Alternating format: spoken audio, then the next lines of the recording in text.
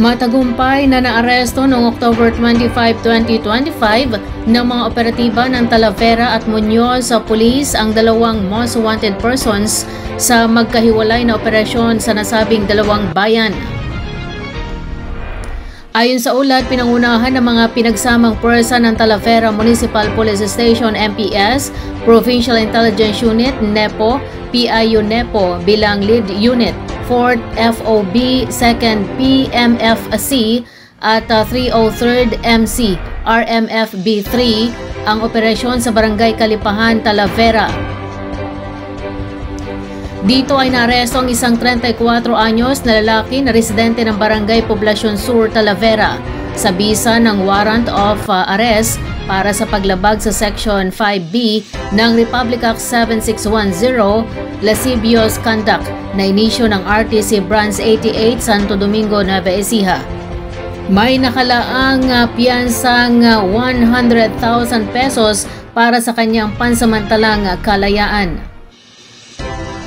Samantala, sa Science City of Muñoz, nagsagawa rin ng operasyon ang mga operatiba ng Muñoz Police Station, katuwang ang 4th FOB, 2nd PMFC at NEPO sa Purok Villa Pinili, Barangay Bantog.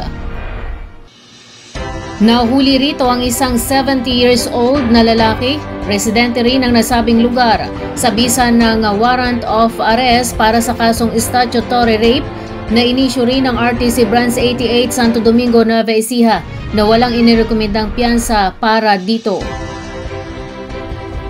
Ang dalawang naarestong individual ay kasalukuyan na sa kustudiya ng kani-kanilang operating units para sa wastong disposisyon.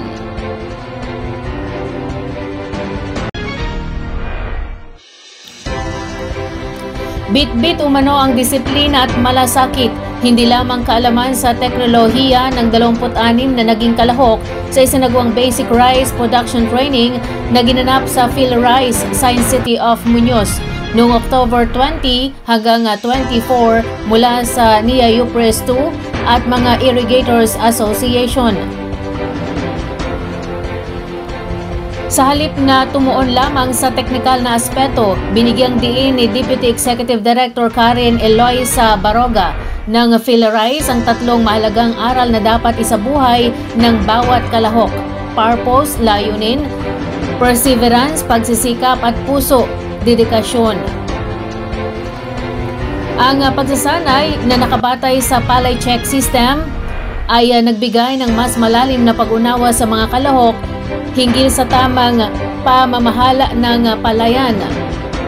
Mula sa paggawa ng kamang punlaan, paggamit ng plastic drum seeder at manual seeding machine hanggang sa pagkilala sa mga sakit at peste ng palay. Ayon kay Jera Mika Duldulao, isang Irrigators Development Officer, pinakamalaking ambag ng programa ay ang aktual na karanasan sa bukid.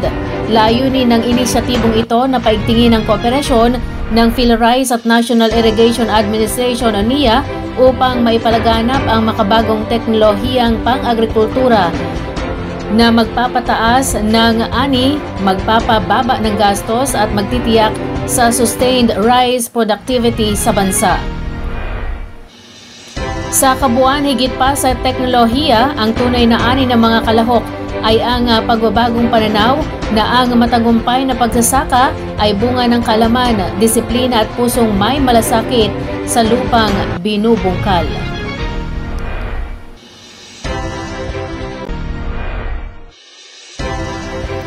Bahagi ng patuloy na pagtataguyod ni Punong Bayan Benji A. Padilla sa mga programang nagbibigay ng oportunidad sa trabaho at kabuhayan sa bayan ng Laur. Matagumpay na naisagawa ang TESDA pre-assessment para sa kursong Hilot Wellness Massage NC2.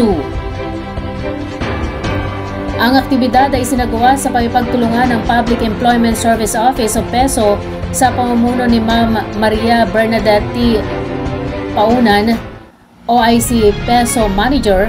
Layunin ng programa na masuri ang kasanayan at kahandaan ng mga kalahok bilang paghahanda sa opisyal na assessment ng TESDA na magbibigay sa kanila ng pambansang sertifikasyon bilang mga kwalipikadong Hilot Wellness Practitioners. Pinangunahan ni Ms. Sherry Rose B. Bautista, Hilot Wellness Massage NC2 trainer mula sa Amazing Star Technical School Incorporated, ang pagtuturo at demonstrasyon ng mga tradisyonal na teknik ng paghihilot. Sa kanyang paggabay, hinikayat niya ang mga kalahok na paunlarin pa ang kanilang kakayahan at isabuhay ang malasakit sa serbisyong pangkalusugan. Ayon kay Mayor Padilla, ang ganitong uri ng inisyatiba ay mahalagang hakbang upang mabigyan ng makabuluhang hanapbuhay ang mga mamamayan ng Laur. Ipinapakita ng programa ang patuloy na advokasya ng lokal na pamahalaan ng Laur na paigtingin ang mga proyektong pangkaunlaran sa kasanayan, trabaho at kabuhayan bilang bahagi ng pangarap ng alkalde na mapaunlad ang pamumuhay ng bawat batang Laur sa pamagitan ng edukasyon at pagsasanay.